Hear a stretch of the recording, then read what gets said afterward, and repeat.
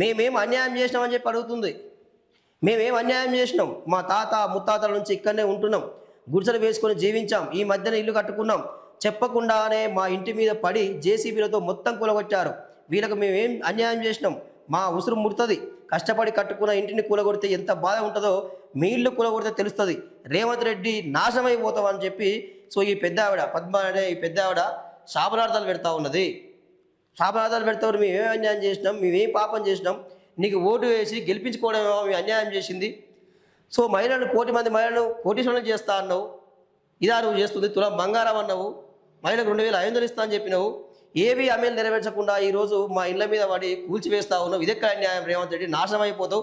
నీళ్ళు కూల్చితే నీకు ఆ బాధ ఎంతో తెలుస్తుంది అని చెప్పి ఓ మహిళ అడుగుతూ ఉన్నది. ఆమె ఆవేదన చెప్పుకుంటా ఉంది, ఆమె గోడు చెప్పుకుంటా ఉంది. రేవంత్ రెడ్డి నువ్వు నాశనం అయిపోతావు అని చెప్పి ఆమె శపిస్తూ ఉన్నది.